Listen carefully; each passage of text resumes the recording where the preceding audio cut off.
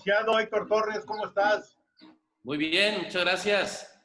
Mucho gusto en Aquí saludarte, estamos. muchas gracias por acompañarnos. Gracias a ustedes. Doctor, la diputada aún no se ha conectado. Oh, sí, estaba con otro nombre. Ah, ok, para tenerla aquí Ajá. organizada, nomás que... A ver. Ah, ya apareció como Emilia Guerra aquí, sí. Ah, ok. Aparece con otro nombre, sí. Ah, ya la encontré, muy bien. Sí.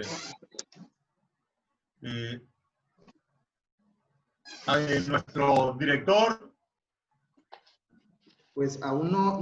No, aquí está, ya está también. A ver, muy bien. Está conectando audio. Ah, ya vi.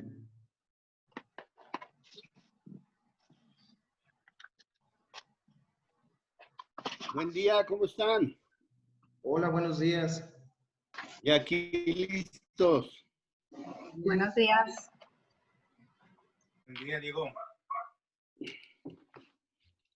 Servando, ¿cómo estás? Muy bien, aquí enviándote la información que me habías pedido, ¿sí? Sí, ¿cómo no? Pues, mira, ya nos acompañan, bueno, Flor Emilia Guerra, ella está en representación del Congreso del Estado y a quien, pues, le debemos en gran parte el reconocimiento que se le hizo a Lina. Ella ha estado, pues, en contacto permanente con nosotros. Es parte de un equipo que está ahí en el Congreso del Estado que nos ha dado mucho apoyo, sí. Ya está también el primer director de Centro INA Sinaloa, el licenciado Héctor Torres Nafarrate. Y bueno, compañeros de aquí del Centro INA, parece que ahorita ya tenemos 49 personas ya conectadas. Ok. Pues si gusta, primero que nada, muy buenos días a todos. Me gustaría agradecer su paciencia y su espera. En un momento más daremos inicio a lo que es la ceremonia de bienvenida. Antes que nada, les quiero informar que los micrófonos serán silenciados durante la transmisión. Esto es para no generar ningún conflicto de audio y que cualquier cosa pueda, pues, dificultar el audio de esta mañana. Solo se activarán los de aquellos participantes del día de hoy. Entonces voy a proceder a silenciarlos y en un momento comenzamos con la ceremonia de bienvenida. Muchas gracias. Muy bien. Bueno, también sí tengo el micrófono activado, ¿verdad? Ricardo. Sí, déjeme lo desactivo todos y lo dejo usted abierto. Sí.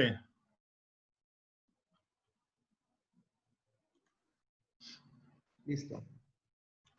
Bueno, antes de que iniciemos, pues dar las gracias. Hay gente del ámbito cultural del estado de Sinaloa que nos acompañan, fueron invitados. Este evento es un evento, con el evento del día de hoy se inicia un ciclo de conferencias donde van a participar gente de Lina, pero también gente que en gran medida ha estado ligada al quehacer cotidiano de Lina. Gente de Cultura Culiacán, por ejemplo, de Guamúchil, presentes de cronistas del estado de Sinaloa, etcétera. Y vamos a ver nosotros la presencia también de estudiantes de las facultades de arquitectura de la UAS, de la Autónoma de Durango y de diferentes instituciones, ¿sí? Y amigos de Lina, Sinaloa, que en gran medida han estado pendientes, ¿sí? Entonces, esta es una reunión plural, pudiéramos decir, donde hay gran parte del ámbito cultural sinaloense, ¿sí? Y pues, en primer lugar, les doy las gracias por su presencia, porque la presentación la va a hacer ahorita Ricardo, pero pues un poco como preámbulo. Gracias. Muy bien, doctor.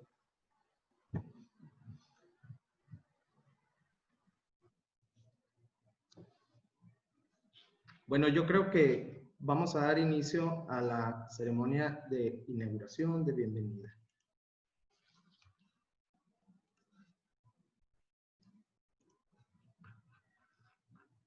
Muy buenos días tengan todos. Nos encontramos reunidos para festejar hoy el 25 aniversario de Centro INA Sinaloa. En nombre de todos los que día a día construimos INA Sinaloa, queremos dar las gracias a los participantes del día de hoy. Antropólogo Diego Prieto Hernández, director general del Instituto Nacional de Antropología e Historia. A la diputada Flor Emilia Guerra Mena, presidenta de la Comisión de Educación del Honorable Congreso del Estado de Sinaloa. Al licenciado Héctor Torres Nafarrate, primer director de Centro INA Sinaloa. Al doctor Servando Rojo Quintero, actual director de Centro INA Sinaloa. Asimismo, damos las gracias a los representantes de instituciones de cultura que se encuentran presentes el día de hoy, a personalidades participantes en el ámbito cultural de Sinaloa, académicos, a estudiantes de las diferentes escuelas y facultades aquí presentes, personal de Centro INA Sinaloa y diferentes medios de comunicación. A todos, muchas gracias por estar el día de hoy aquí reunidos. La presencia social del INA en el Estado es innegable. Mediante la investigación realizada de manera cotidiana durante estos años, conocemos y caracterizamos de forma más puntual nuestro patrimonio arqueológico e histórico.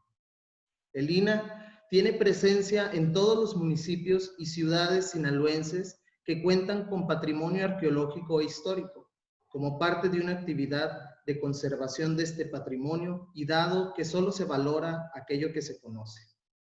Con el cambio de gobierno federal, la difusión de las características de este patrimonio sinaloense cada vez cobra mayor relevancia. Con la finalidad de hacer un recuento de la experiencia de estos 25 años de INA Sinaloa, se ha programado el presente ciclo de conferencias virtuales, que darán inicio el día de hoy, 29 de junio del presente año, con la presencia de diferentes personalidades que han marcado hitos en la vida de esta institución.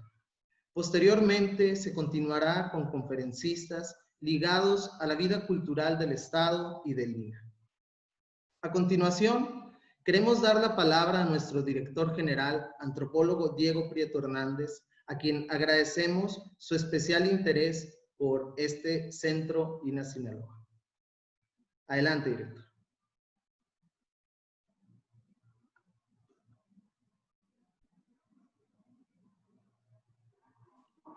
Muy bien, muy buenos días tengan todas y todos ustedes. Me complace mucho, de verdad mucho, estar en esta ceremonia para el inicio de este encuentro, de esta serie de conferencias académicas para conmemorar el 25 aniversario del INA en Sinaloa. Creo que sin duda esto ocurre en un momento inédito para el país, inédito en muchos sentidos. En primer lugar, por supuesto, porque estamos en una emergencia sanitaria que no hubiésemos imaginado antes, en una circunstancia de epidemia mundial, es decir, pandemia, que no había ocurrido con estas dimensiones desde hace más de 100 años, por supuesto, antes que existiera incluso el propio Instituto Nacional de Antropología, en una circunstancia que además se combina con efectivamente implicaciones económicas y sociales de las cuales todavía no podemos medir las consecuencias en el mundo. Según transcurre en una circunstancia inédita y esta es la prueba fehaciente de que eso ocurrió. De hecho, de suyo, el miércoles pasado, estaba yo dando un mensaje para hablar de la circunstancia que vive el instituto cuando vino un sismo de 7.5 grados en la escala de Richter. Entonces, como que ya el INA se viene acostumbrando a los sustos y la humanidad, por supuesto, se encuentra, insisto, en un momento de enorme incertidumbre. No me cabe duda incluso de que están en conflicto dos visiones del mundo, dos maneras de entender la vida y la socialidad. Una que se sigue centrando en el provecho personal, en el utilitarismo extremo, en el individualismo posesivo y en toda esta visión del mundo que piensa que lo único que puede mover a la sociedad es el provecho personal, la utilidad, incluso a costa de la explotación y el sometimiento de los demás.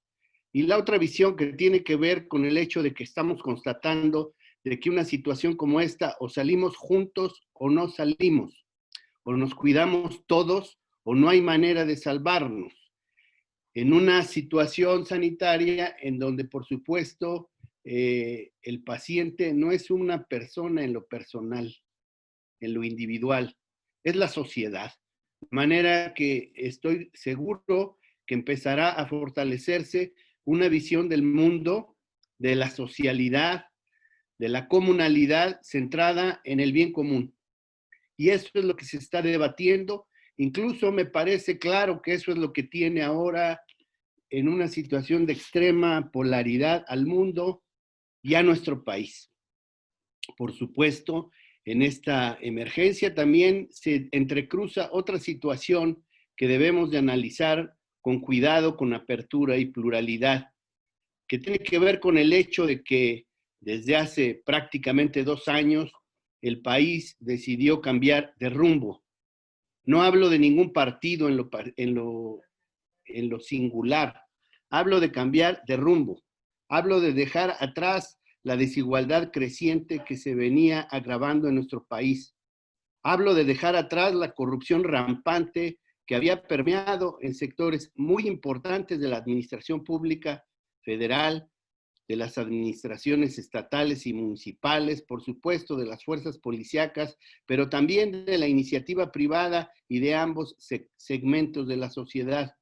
Hablo de dejar atrás la violencia, la inseguridad y la delincuencia que también había conquistado sectores importantes de la sociedad que no encontraban una autoridad que respondiera a sus expectativas.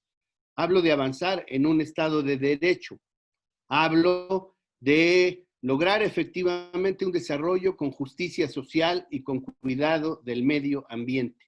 De eso se trata, de que sin duda alguna ahora está planteada la renovación y la reorganización toda de nuestro proyecto nacional, y eso no es tarea de un grupo, ni de un sector, ni de un gobernante, es tarea de todos los mexicanos y en ella tenemos que poner nuestros empeños. Y en ella el Instituto Nacional de Antropología e Historia tiene un papel fundamental. El instituto que emerge en 1939, precisamente cuando se están concretando las grandes reformas sociales a las que dio lugar la Revolución Mexicana, las reformas sociales que permitieron que México creciera y se desarrollara a lo largo del siglo XX, por supuesto con muchos problemas, pero también con logros indudables y la posibilidad de conformar instituciones poderosas y fuertes como el Instituto Nacional de Antropología e Historia, pero también como el entramado institucional que explica el desarrollo de México en el siglo XX. Por supuesto que en este siglo también se fueron acumulando rezagos, problemas sociales, desigualdades y una terrible exclusión de la gran mayoría de los mexicanos. Y por supuesto que en ese contexto también emergió este proyecto de corte neoliberal centrado, insisto, en el utilitarismo extremo, centrado, por supuesto, en la búsqueda desenfrenada de la ganancia y la acumulación del capital por encima de todo, y en el sometimiento del Estado por los intereses privados, por los grandes capitales. En ese terreno, hace 25 años surge el INAH Sinaloa, en un momento muy interesante. Es el momento en donde ya van prácticamente un cuarto de siglo de esta ruptura tan fuerte que significó 1968 para México. Un cuarto de siglo complejo en donde se acumulan crisis y problemas políticos, sociales y económicos muy diversos. un año en donde México se ha dado cuenta, después del alzamiento del Ejército Zapatista de Liberación Nacional, de que le había dado la espalda a los pueblos originarios, a las culturas y civilizaciones que florecieron en este territorio y que por supuesto no están desaparecidas, están negadas, como diría Guillermo Bonfil, están excluidas del proyecto de desarrollo, como lo hicieron patente las comunidades indígenas de Chiapas en 1994. Era entonces un año en que México apenas sale de este tan complejo año del 94, que no solo implicó el lanzamiento del EZLN en Chiapas, también implicó el asesinato de Luis Donaldo Colosio, también estuvo acompañado de la crisis terrible que vivió nuestro país, que se le dio en llamar el error de diciembre y que nunca terminaron de echarse la culpa los salinistas y los cedillistas para saber quién fue el causante de ese desastre. Por eso tenemos que tener memoria histórica y entender que no es la primera vez que nos enfrentamos a circunstancias de crisis económica, pero aquella vez, en ese 1995, salimos de la crisis comprando y consiguiendo una deuda externa brutal, una deuda para los mexicanos que se llamó Fobaproa. Salimos de la crisis privilegiando a los intereses monopólicos. Salimos de la crisis fortaleciendo lo que se ha dado en llamar el capitalismo de cuates. Ahora se plantea salir de la crisis de otra manera. Espero que sea la manera correcta, porque ni es mi especialidad ni tengo una bola de cristal para saber cómo vamos a hacer frente a la circunstancia tan difícil que vive México hoy. En ese año, recuerdo bien, yo apenas en 1995 salía de la Ciudad de México para hacerme cargo del INA Querétaro. Y recuerdo que la entonces directora general del INA, Tere Franco, me dijo, estamos terminando de constituir los últimos centros INA, que fueron exactamente el centro INA Sinaloa, el centro INA Coahuila y el centro INA Tamaulipas. Con ello, el país quedaba con presencia del INA, como bien lo ha señalado Ricardo, en todas y cada una de las entidades federativas. Con ello, el INA se daba cuenta de la necesidad de fortalecer nuestra presencia, yo no diré en el norte del país, sino en los nortes del país, porque el norte es tan grande que es difícil pensar que sea una sola región. Es muy distinto, por supuesto, Tamaulipas que Sinaloa, es muy diferente Sonora que Nuevo León. Y en ese sentido, el INA salía de esta tendencia que prevaleció durante los 3 primeros cuartos del siglo XX, que fue concentrarse en el centro, sur, sureste del país, concentrarse en el mundo mesoamericano y plantear que México no es solo Mesoamérica, plantear que México es un país pluricultural, como así se empezó a reconocer desde 1992, condición que se sustenta originariamente, mas no exclusivamente, en sus pueblos indígenas. De manera que son años en donde el instituto está tratando, a contracorriente de la tendencia neoliberal que prevalecía, está tratando de confirmar, de afianzar esa vertiente y esa visión de México como un país pluricultural, no solo en el sentido de la composición étnica y lingüística, sino también de su composición regional, de su composición estatal, de su composición comunitaria y su enorme diversidad geográfica. En estos 25 años, pues entonces han ocurrido muchas cosas.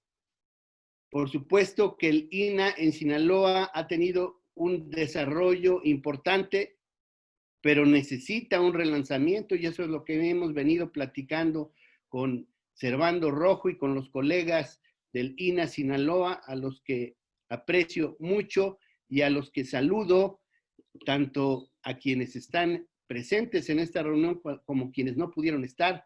Veo por ahí, entre otros, a Joel Santos, por ejemplo, y a otros compañeros que están en la tarea de que el instituto acompañe la activación cultural y social del estado de Sinaloa. Por supuesto que el INA está hoy en medio de una intensa polémica, ¿no? Que si el presupuesto, que si la investigación, que si la conservación, que si los sismos que acaban de ocurrir el 23 de junio y que dejaron daños importantes, sobre todo en Oaxaca, en valles centrales, en la Sierra Sur, en el Istmo y en la costa, no solo en monumentos históricos, sino también en sitios arqueológicos, y vamos a tener que hacer frente a esa tarea. Por supuesto que somos conscientes como institución que no podemos desatender la circunstancia crítica que vive el país. Por supuesto que somos conscientes de que hoy el Estado mexicano tiene dos prioridades que atender. La primera, contar con un sistema de salud que pueda ser eficiente para que todas las personas que padezcan la nueva enfermedad del COVID-19, pero también cualquier otro padecimiento, puedan tener cobertura de servicios médicos y de atención a la salud, puedan tener una cama de hospital, puedan tener una unidad de cuidados intensivos por si el padecimiento agrava, puedan tener un ventilador por si se requiere el refuerzo de una respiración, una ventilación inducida para evitar la insuficiencia pulmonar y para contrarrestar la neumonía grave que provoca este virus SARS-CoV-2, cuya enfermedad puede llegar a ser grave y, por supuesto, ha cobrado la vida, lamentablemente, de varios miles de mexicanos. Y la segunda prioridad, pues, es hacerse cargo de atender la situación de desgracia, la situación de catástrofe que se cierne sobre millones y millones de mexicanos que, viviendo al día o que estando en circunstancia de pérdida de empleo, pues necesitan, por supuesto, el apoyo de los programas sociales y de la ayuda solidaria de la sociedad para poder salir adelante. Insisto, creo que ahora es muy claro, o salimos todos adelante o no salimos. Aquí no es un problema ni siquiera de países, no es un problema de potencias, es un problema mundial y en el caso de México es un problema que tiene que pensarse en el tema del beneficio y del interés común de toda la sociedad. Y ahí está el INA.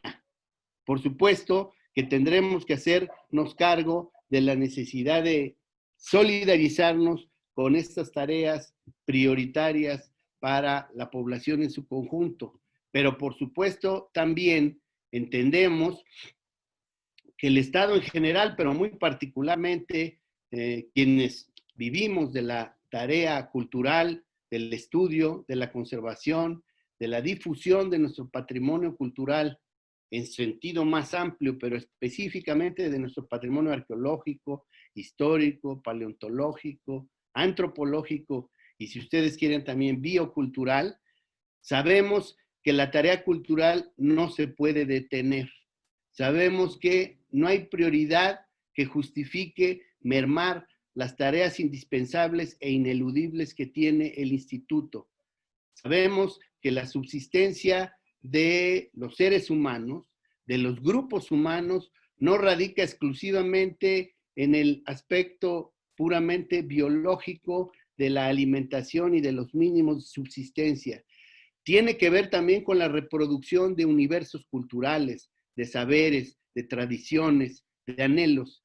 Y esa es la tarea cultural que impulsa el Instituto Nacional de Antropología e Historia. Y por eso no podemos desatender estas labores. Insisto, aún en la peor emergencia, el estudio, el cuidado, la conservación, la valoración de nuestro patrimonio cultural y la formación de profesionales de la antropología, la historia, la museografía y el cuidado del patrimonio son fundamentales. Y así lo entiende el gobierno de México. De manera que seré insistente en ese terreno.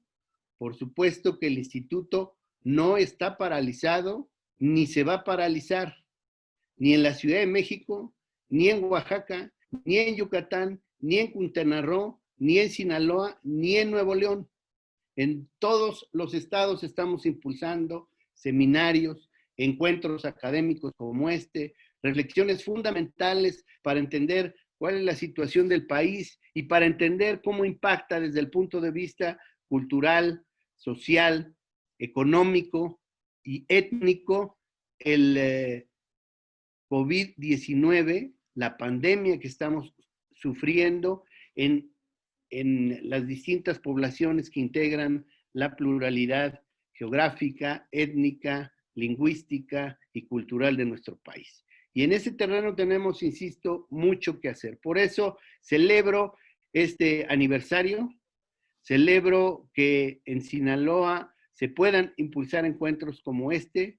Por supuesto que en Sinaloa, en lo particular, hay agendas muy fuertes que atender porque la tarea cultural abona a la reconstitución de los ejidos sociales y al impulso de valores que confronten con la delincuencia, con el crimen, con la corrupción, con la desigualdad y con la opulencia excesiva que hace a quienes optan por el camino del crimen. Por ese lado, creo que tenemos mucha tarea. La última vez que estuve presente en Culiacán fue precisamente para también conmemorar en esa ocasión los 80 años del Instituto Nacional de Antropología.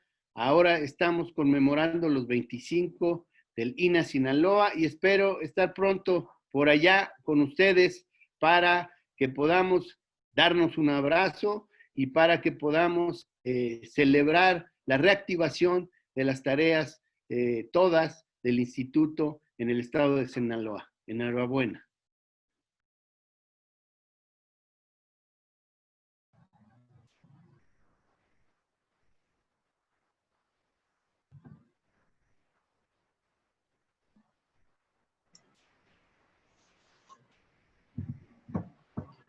Muy bien. Damos las gracias por sus emotivas palabras a nuestro director general y nuevamente agradecemos su apoyo. A la vez, damos la bienvenida al Coordinador Nacional de Obras, el arquitecto Salvador Camarena, y al Coordinador Nacional de Centro SINA, arquitecto René Alvarado López. La relación entre INA Sinaloa y el Congreso del Estado es cada vez más estrecha. El día 25 de octubre del 2019, en sus instalaciones, se conmemoró mediante un reconocimiento de 80 aniversario al INA y se signó esta conmemoración con la firma de un convenio. Agradecemos a la licenciada, diputada Flor Emilia Guerra Mena su apoyo durante todo este proceso y a continuación le damos su palabra. Adelante, diputada.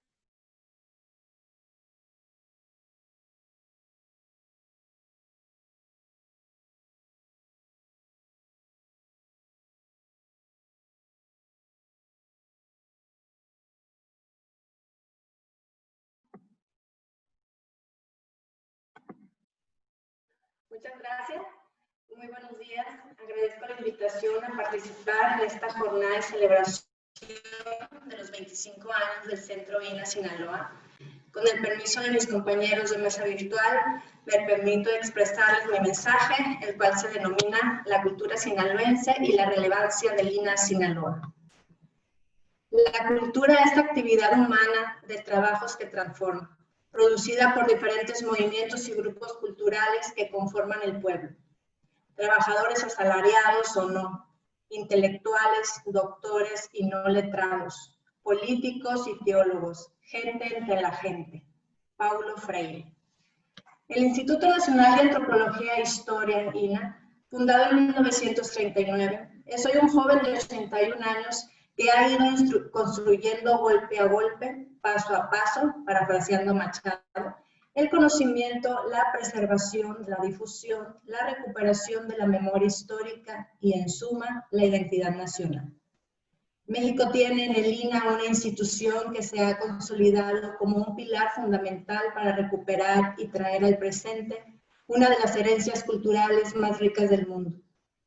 Esto, que sería motivo suficiente para sabernos orgullosos de nuestro pasado, es solo uno de los aspectos que el Instituto se ha encargado de poner al alcance de los mexicanos, así como de los extranjeros atraídos precisamente por los vestigios de nuestra historia. Lo que cada uno de nosotros conocemos de nuestras raíces, de nuestro pasado y de nuestro presente, en una gran parte se lo debemos a instituciones como el INAH. Quiero decir con esto que el INAH, a través de su acervo físico y documental, pone al alcance conocimientos de arqueología, antropología, etnografía e historia de nuestro país. Y esto vale para todos, desde un turista desprevenido hasta un especialista con un propósito concreto, esto es, para quienes buscan y encuentran las raíces de nuestra patria. Gracias a Lina sabemos que en México hay más de 60 pueblos originarios y que las lenguas conocidas son casi 100. A diferencia de otros países del continente, en donde los conquistadores europeos encontraron una lengua en común. En México, el multiculturalismo fue y es un rasgo común. Tan solo en el estado de Sinaloa se localizan 4 grupos indígenas y sus respectivas lenguas, cuya preservación contribuye a complementar el mosaico cultural de la geografía mexicana. En este desafiante año 2020, nos damos un espacio para festejar el 25 aniversario del Centro INAH Sinaloa. La creación y permanencia de este centro a lo largo de los últimos 25 años ha significado para Sinaloa una oportunidad invaluable para acercarnos al conocimiento de las raíces culturales de la región, de una cultura que nos identifica como sinaloenses, asociada a todo aquello que las generaciones pasadas construyeron, transformando la naturaleza y la propia sociedad junto a lo que las generaciones actuales aportan. No podemos pensar la cultura sinaloense como una simple suma de tradiciones y costumbres. Una visión bucólica de esta podría ser aquella en donde se entrelazan las herencias de los pueblos indígenas de la región, con manifestaciones en gastronomía, artesanía, música y danza, en las festividades de alguna población que se reconocen a nivel estatal. Esta visión de cultura nos remite a una suerte de folclore, en especial a las manifestaciones semanales de los pueblos mayos, lloremes, tepehuanes, taramuris y otros grupos indígenas de Sinaloa que se han preservado hasta el hoy. El juego del ulama y la danza del venado quizás son los más representativos. La cultura sinaloense es la aceptación más amplia. Como lo decía anteriormente, viene a ser el resultado de la acción transformadora de quienes nos antecedieron en el tiempo, así como de nuestros contemporáneos. La identidad como sinaloenses es una construcción social de nuestro entorno más inmediato. Nos identificamos en el mosaico nacional y en el internacional por todo aquello que nos es común y que forma parte de nuestro devenir y del día a día. Así, la música de banda asociada a nuestras raíces, la comida elaborada con los productos que se producen en el estado, la manera de hablar con los modismos propios de algunas subregiones de Sinaloa en general. La forma de convivir entre nosotros y con los demás permite construir un arquetipo de sinaloense, lo que no es necesariamente válido para las individualidades, pero sí como una referencia de identidad social. Al interior de la cultura sinaloense, como es el caso de otros contextos, se presentan subculturas o grupos con culturas muy particulares, que se les identifica y diferencia de los demás. Un ejemplo de estas fue la subcultura de los llamados cholos, por allá en los años 80 del siglo pasado. Grupos de jóvenes urbanos de sectores marginados que desarrollaban un lenguaje propio, así como una manera de hacerse presente a través del graffiti con una caligrafía muy particular. Hoy en día, una subcultura asociada a una actividad de las llamadas giros negros en la economía, el narcotráfico, se hace presente y cobra carta de naturaleza en el entorno sinaloense. Me refiero a la llamada narcocultura, la cual logra imponerse por el poder económico que innegablemente le acompaña, haciendo valer una ética y una estética propia. El antecedente pudiéramos encontrarlo en la relación de México con los Estados Unidos durante la Segunda Guerra Mundial, cuando en el marco de una cierta división del trabajo se asignó a nuestro país el cultivo de la amapola y el consiguiente tráfico de goma de opio, que derivó en nuevas prácticas culturales caracterizadas por el acceso a productos de consumo con altos precios dada la facilidad de acceso al dinero. En palabras del doctor Ismael Alvarado, cito, esto trajo como consecuencia diferentes prácticas de comunicación, una estética para vestir, por ejemplo, que con el paso del tiempo se convirtieron en las formas de significar la violencia y el éxito de los jóvenes de la región del noroeste de México. La imagen del gomero, del marihuanero, del narco, evolucionó hasta llegar a la del buchón. Se convierte en una expresión cargada de símbolos violentos con la imagen de Malverde, la AK-47 y la hoja de marihuana. Termino la cita. Entre las manifestaciones culturales que les son propias a esta subcultura, encontramos los narcocorridos, que cuentan historias de asesinatos y enfrentamientos donde la vida humana es lo último que cuenta. Interesa resaltar el poder, la riqueza, los bienes obtenidos, entre ellos las mujeres como objeto o trofeo. Por lo anterior, la incorporación a esta subcultura significa para muchos de nuestros jóvenes una posibilidad de ascenso social. Lo que antes fue tener una carrera profesional y el acceso a un empleo que garantizara un vida. No es gratuito que aun cuando los jóvenes no ejerzan esa actividad, les guste parecerlo y las chicas aspiren a ser modelo estético de las mujeres deseadas por quienes están en el negocio. Podemos decir entonces que la ética de esta subcultura se acompaña con una alteración en la escala de valores, donde la vida humana queda hasta el fondo y lo que importa son los bienes materiales. La estética, por su parte, responde a modelos creados a partir de imaginarios de un deber ser que no se ajusta a lo natural, sino a lo que se obtiene con dinero, como las cirugías plásticas, aun poniendo en riesgo la propia vida. Queda clara la dificultad para enfrentar el poder de penetración de esta subcultura. Sin embargo, es justamente ahí donde la labor de instituciones como el Centro INA Sinaloa pueden contribuir fortaleciendo la aplicación de políticas públicas orientadas a ampliar los horizontes culturales de nuestros coterráneos. Programas como el de Jóvenes Construyendo el Futuro y el de Beca Benito Juárez son, desde luego, necesarios, pero no son suficientes. La sociedad toda debemos colaborar en la restauración del tejido social y para ello es indispensable el acercamiento a nuestra raíz, a nuestra identidad como un pueblo que ha vencido adversidades naturales y sociales. La labor del Centro INA Sinaloa ha sido esencial en el desarrollo de la vertiente cultural del turismo local. La promoción y apertura al público de las zonas arqueológicas del estado, como las Labradas, ha significado un polo de atracción de visitantes, lo que puede contribuir a mejorar las condiciones de vida del entorno. Asimismo, a través de su interacción con la red de museos regionales y comunitarios a lo largo del estado, y particularmente con el acervo del Museo Arqueológico de Mazatlán, constituye un atractivo para nacionales y extranjeros. Todo lo anterior contribuye, desde luego, al desarrollo económico del estado.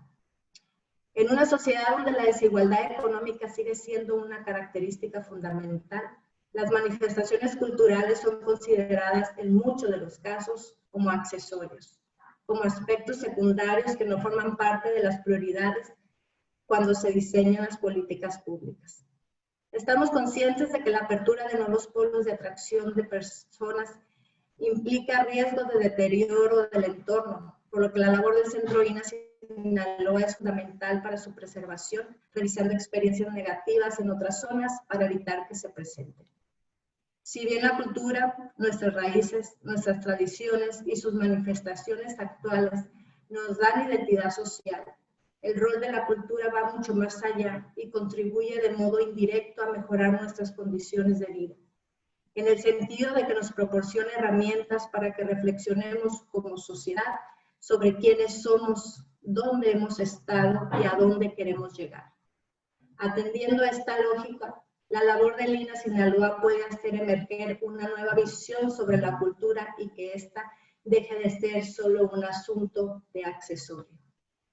Por último, quiero cerrar con unas palabras que pertenecen a Mercedes Sosa y que nos remiten a la cultura como una acción transformadora de la sociedad. La cultura es lo único que puede salvar un pueblo. Lo único, porque la cultura permite ver la miseria y combatirla. La cultura permite distinguir lo que hay que cambiar y lo que se debe dejar, como la bondad de la gente, el compartir una empanada o un vino. Muchas gracias.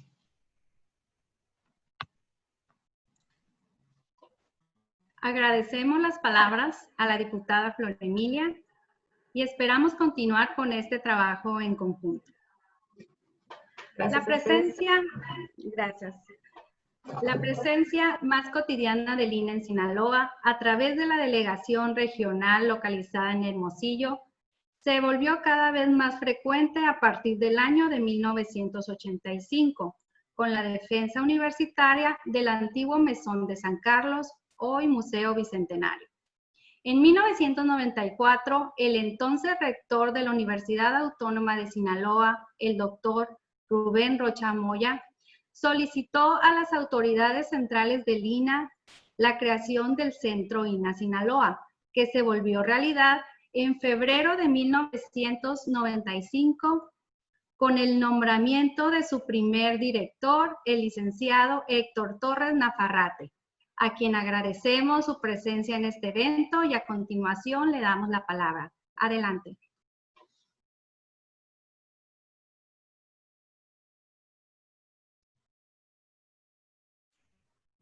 Buenos días, ¿me oyen? Sí, muy bien. Bueno, quiero agradecer a todos ustedes la oportunidad, y en lo particular al director del INA en Sinaloa, el doctor Servando Rojo Quintanilla, quien ha organizado una serie de entrevistas a los diferentes actores que se ocuparon de una forma u otra en consolidar el Centro INA a través de los últimos 25 años, durante los cuales el Instituto Nacional de Antropología e Historia asentó sus bases y afirmó los grandes temas del instituto, que son proteger, investigar, conservar y difundir nuestro patrimonio cultural. A principios de 1995 recibí una invitación para formar parte del instituto de la licenciada María Teresa Franco, en ese momento directora general del INA, la cual obviamente acepté, y este hecho venía a culminar las acciones de tipo cultural que en ese momento se estaban llevando ya desde hace algunos años por parte del Ayuntamiento de Mazatlán, y en las que participé con la creación del Centro Municipal de Artes y la primera Dirección de Difusión Cultural de ese ayuntamiento, a la cabeza en ese entonces del licenciado José Ángel Pescador Osuna. Habría pues que atender, parafraseando a la licenciada Franco, a una serie de acciones necesarias para implementar el primer centro del INA en Sinaloa, tales como el diálogo, el convencimiento y la ejecución de actos de autoridad para alcanzar la protección de los espacios urbano-históricos, del patrimonio paleontológico, del arqueológico, del arquitectónico, como la base del quehacer del INA en la nación. Varias fueron las sedes del INA en Mazatlán, desde la Villa Margarita frente al Parque Zaragoza, pasando por el Palacio Federal frente a Catedral, después en el Museo de la Ciudad para finalmente ocupar lo que hoy es el Museo Arqueológico, que es el antecedente del Centro INA, obviamente, y que ocuparon en su momento Joel Barraza y Neri Córdoba, auspiciado por lo que fuera Difocur. El primer equipo que tuvo el INA en Mazatlán fue el de Diego Reyes, Alma Bañuelos, Ernestina Millán, la arquitecta Patricia Borrego, la contadora Marisa Tarain, el arqueólogo Alfonso Grave y en monumentos históricos Arturo Gastelum, arquitecto Mario Martínez y Josefina Sandoval. Así fue como empezó a trabajar el Centro INA, abriéndose de repente todos los rubros de la protección, desde lo paleontológico hasta los centros históricos de Sinaloa. Nuestros primeros hallazgos paleontológicos fueron los de 2 megaterios, una especie de osos hormigueros prehistóricos de 10.000 años de antigüedad, atendidos por el paleontólogo Óscar Polaco de Oficinas Centrales y seguido por el hallazgo de tumbas prehispánicas en el área de Chametla, y que fueron atendidas por el arqueólogo Rafael Alducin y cuyo material se encuentra hoy en el Museo Arqueológico. En estos primeros años del INAH se logró la donación de todo el acervo arqueológico que por décadas había rescatado el cronista de la ciudad, don Miguel Valadez Lejarza, quedando la colección a resguardo del Museo Arqueológico del Centro INAH en Mazatlán. Asimismo, se redescubrió una pirámide de conchas en El Calón, municipio de Escuinapa. Tengo entendido que la Universidad de Nueva York ya había hecho algunos estudios de esta pirámide in situ. Por otro lado, en cuanto al patrimonio gráfico rupestre, se empezó a clasificar los petroglifos del sur del estado, tanto en Las Labradas como en el municipio de Concordia. A partir de estos hallazgos, visitamos todo el estado, de norte a sur, y promovimos las juntas vecinales, patronatos y asociaciones civiles, así como los museos comunitarios, que entre los primeros contamos Chametla, San Javier y Ahome. En el rubro de protección a los centros históricos del estado, se comenzó a proteger de la depredación a las zonas urbano-históricas de El Rosario, de El Fuerte, de Sinaloa de Leiva, de Ahome, de Cozalá, de Concordia, de Culiacán y la de Mazatlán. Desde un simple muro colindante de 200 años de antigüedad en el área de Cozalá, hasta elaboradas casonas del siglo XVIII y XIX en el Fuerte Sinaloa. En El Rosario se reconstruyó un portal de tiempos de la colonia, 1787 aproximadamente, demolido hacia los años 1930 y que por mucho tiempo sus piedras numeradas se guardaron en la iglesia parroquial de Nuestra Señora del Rosario para ser reconstruido en su lugar de origen muchos años después. Una vez organizado el quehacer de los diferentes programas autorizados por oficinas centrales, nos abocamos a traer y a elaborar exposiciones itinerantes y locales como complemento del quehacer cultural del Centro INAH. Tuvimos la oportunidad de presentar en Sinaloa algunas muestras de arqueología, así como otras de facturación meramente regional. Entre ellas, Ixtlán del Río, una exposición de arqueología, Mazatlán, una colección, una historia, una colección a base de carteles alusivos a la historia de la ciudad, según fotografías antiguas del siglo XIX y principios del XX. Culiacán, una colección, una historia, en el mismo sentido, con carteles alusivos a la historia de la ciudad. La peste bubónica en Mazatlán, de 1897-1903, carteles también basados en fotografías antiguas. Pintura virreinal del siglo XVII, enviada por la Pinacoteca Virreinal al Museo Arqueológico. Y una presentación de joyas inspiradas en diseños de arte rupestre de los petroglifos de Las Labradas. Y otra, finalmente, Vida y muerte en los Andes peruanos de arqueología. Al final del día, de aquel tiempo que duré al frente del Centro INAH, se había estudiado, protegido, conservado y difundido buena parte del patrimonio cultural de Sinaloa, cumpliéndose también en buena parte con la misión y la visión de los preceptos inherentes al instituto, fortaleciéndose así los principios de identidad y memoria del Estado de Sinaloa. Muchas gracias, muy buenos días.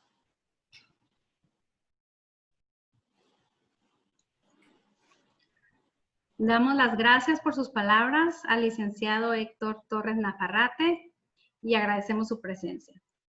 Continuamos con la intervención del actual director de Centro INAH Sinaloa, el doctor Servando Rojo Quintero. Adelante, doctor. Bueno, sí se me escucha, ¿verdad? Sí, doctor. Sí. En primer lugar, muchas gracias por su asistencia y su participación al director general, nuestro gran amigo Diego Prieto, quien nos ha mostrado desde que ingresamos un total apoyo. A Flor Emilia, ya lo decía, con quien pues hizo la gestión y estuvo presente junto con Graciela Domínguez para el reconocimiento del 80 aniversario del INA, a Héctor Torres, primer director, por compartir sus experiencias, a los diferentes instituciones y personalidades que han estado implícitas en el ámbito de la cultura, a estudiantes de arquitectura de las diferentes escuelas y facultades. Este presente ciclo, si ustedes revisan el listado de conferencistas, son personas integrantes del INA Sinaloa que van a vertir sus experiencias, pero también hay otras personas, por ejemplo, no sé, los cronistas de cultura de Culiacán, de Guamúchil, etcétera. O sea, se pretende que como una de nuestras inquietudes es la incorporación de diferentes ámbitos en el INA, porque el objetivo es ciudadanizar la protección del patrimonio. Dentro de este esquema es que se diseñó este ciclo de conferencias. La presente pues, ponencia, esta experiencia que voy a exponer aquí, voy a hacer un recuento desde nuestra visión de cómo ha transcurrido la conservación del patrimonio, las diferentes facetas que ha tenido aquí en Sinaloa. Y efectivamente, como dijo nuestro director general, existen muchos nortes, también existen muchos Méxicos y también existen muchos Sinaloas. El patrimonio sinaloense es muy diverso. Cuando llegan los españoles, se encuentra que los asentamientos que habían existido, esto ya hay vestigios de esto, Chametla, por ejemplo, que donde están los Torames, con un gran número de pobladores, y hoy encontramos gran cantidad de vestigios arqueológicos. El otro asentamiento bastante desarrollado era Culiacán, que algunos autores hablan que el ejército que enfrentó a los españoles fue cercano a 25,000 guerreros, que algo que nosotros vemos en nuestro tiempo decimos es exagerado, pero no, o sea, hay estudios que dicen esto fue cierto, esto fue dentro del área mesoamericana, pero al norte venía ya lo que era Aridoamérica y Oasisamérica. Grupos seminómadas, y es donde se viene otro tipo de asentamiento. Vemos allí la existencia de misiones jesuitas, de las cuales hoy todavía encontramos muchas evidencias, y grupos con un patrimonio vivo. Hoy, previo a Semana Santa, vemos los pascolas y vemos todas las festividades. O sea, son un pasado que todavía está presente y es parte de nuestro futuro. Entonces, en Sinaloa, si hacemos un recuento, vamos a encontrar desde petroglifos, panteones prehispánicos, como aquí en el municipio de Culiacán, cerca del Dorado, toda la parte de Chametla, con una gran cantidad de cerámica, misiones jesuitas al norte de Sinaloa, reales de minas en la parte serrana, haciendas agrícolas en la parte de los valles. O sea, una gran diversidad, y con la cual nosotros hemos estado trabajando pues prácticamente desde 1985, ya lo decía al inicio Ricardo, iniciamos como Facultad de Arquitectura con la defensa del antiguo Mesón de San Carlos, hoy Museo Bicentenario.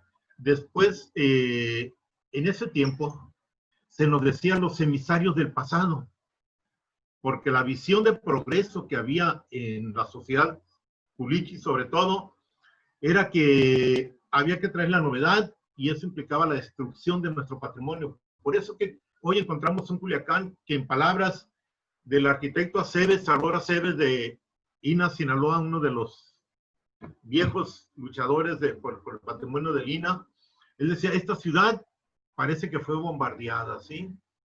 O sea, para que nos demos una idea de cómo se destruyó. Sin embargo, esto ha ido cambiando. Se crea a instancias de la propia universidad, siendo rector Rubén Rocha Moya, el doctor Rubén Rocha Moya, se crea el INA Sinaloa. Y yo recuerdo en aquellos tiempos cuando íbamos a Cozalá y a los diferentes pueblos mineros, decíamos la alternativa más viable para que mejore la economía de estos pueblos es el turismo. Y empezamos a hacer trabajos para el impulso del turismo. Pero como dice un dicho dominicano, no es la misma llamar al diablo que verlo venir. Llegó el turismo, llegó el programa Pueblos Mágicos, pero con una visión que no era el turismo al servicio de las localidades, de los habitantes, del patrimonio y del medio natural, sino más bien poner a los pueblos al servicio del turismo. Es decir, una visión consumista. El programa Pueblos Mágicos ha sido muy criticado porque más que buscar la conservación del patrimonio fue convertirlo en espacios escenográficos para gustar a los turistas. Y entonces vemos las distorsiones que se hacen. Vemos muchos pueblos o partes de la ciudad de Culiacán con edificios que fueron totalmente transformados, se convirtieron en caricaturas para gustar a los turistas, pero finalmente, pues el karma también aparece. Muchas veces estos edificios que fueron totalmente transformados, nosotros vamos a ver esos bares y los encontramos que la gente no llega a ellos. La gente busca más lo auténtico. Es esa falta de visión, muchas veces de los empresarios, que te transforman los espacios buscando tener más turistas y se vuelve lo contrapuesto. El programa,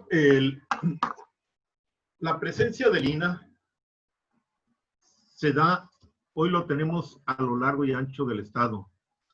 Tenemos 2 zonas de monumentos históricos con declaratoria federal, que son Mazatlán y Cozalá, 4 pueblos mágicos, que son Rosario, Cozalá, Mocorito y El Fuerte, un sinnúmero de localidades que tienen declaratorias municipales de la zona patrimonial, no sé, como por ejemplo el mismo Mocorito, áreas que tienen declaratorias de zonas arqueológicas como Las Labradas, estudios que se están haciendo en Chametla, en el Cerro La Máscara y en muchos lugares más, que nos lleva entonces pues, panteones arqueológicos con una gran calidad, por ejemplo, el Palmar, a un lado del Dorado, que es el municipio de Culiacán. Un equipo de trabajo con bastante experiencia, proyectos de investigación de gran calidad. El INAH, podemos decir, si en un primer momento nosotros vemos la historia de Sinaloa, vamos a ver una serie de autores que se iban sobre todo a los archivos, pero hoy estamos viendo nosotros mucho trabajo, producto de trabajo de campo, ¿sí? O sea, el conocimiento del patrimonio sinaloense ha evolucionado de manera cualitativa, y esto nos lleva a que hoy podamos decir que incluso cuando la muestra de Chametla, compañeros que vinieron de INAH México decían, oye, aquí hay una cerámica de gran calidad que muestra que hubo unas culturas muy desarrolladas en esta región también. Entonces, todo esto nos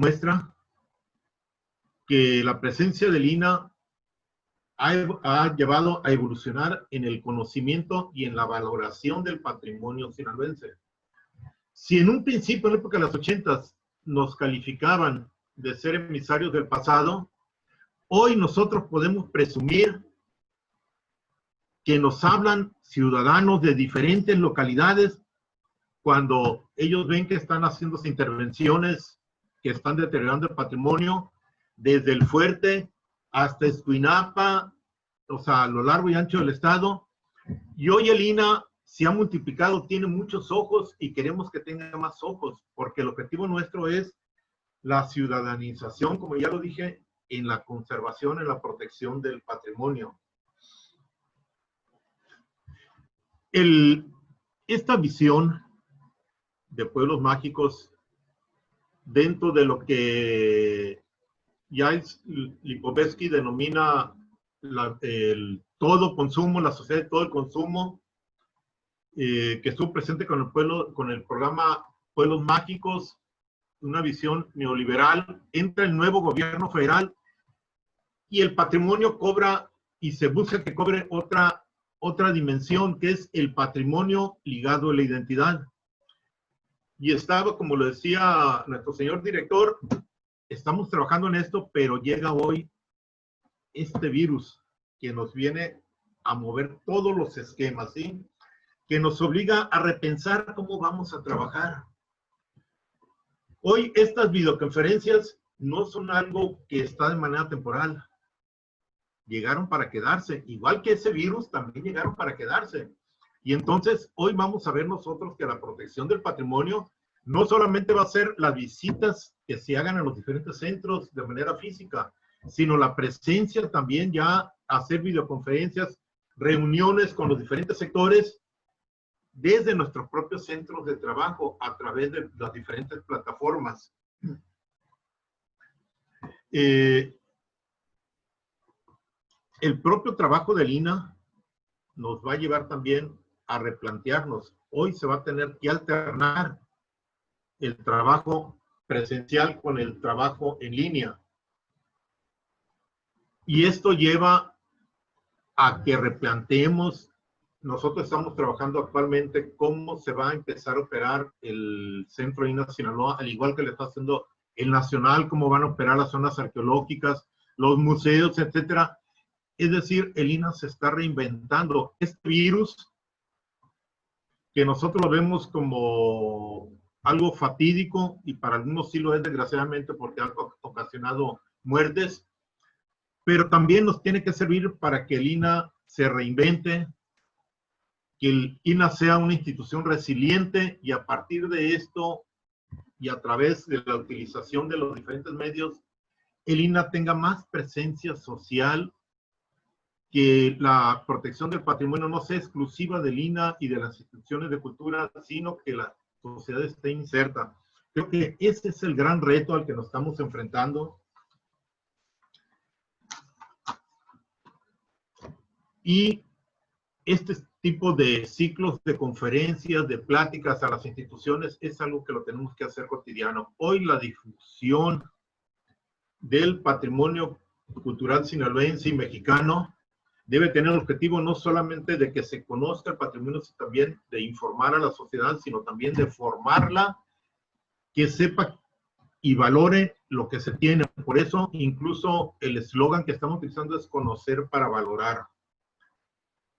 Pues estamos en esta tarea, damos las gracias e invitamos a los diferentes ámbitos a sumarnos, a estar, a continuar trabajando conjuntamente, porque yo creo que Sinaloa y México vale la pena. La cultura, como lo dijo también la diputada Flor Emilia y el antropólogo Diego, es un elemento que va a ser fundamental para rehacer el tejido social, ¿sí?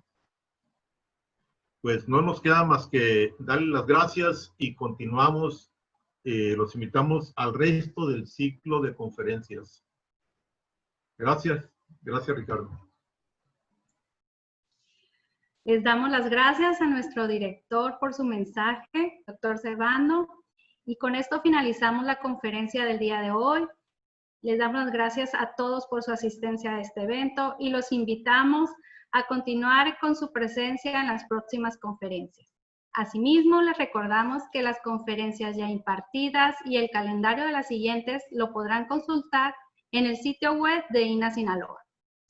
A nombre de todos los que hacemos Centro INAH Sinaloa, su servidora Ana Cristina Coronel, mi compañero Ricardo Torres del área de difusión y comunicación, les damos las gracias por su asistencia. Buen día, cuídense mucho y que tengan un excelente día. Gracias. Gracias a todos.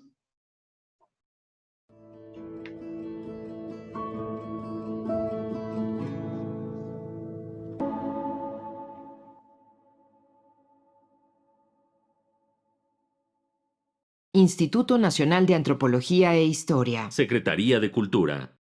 Gobierno de México.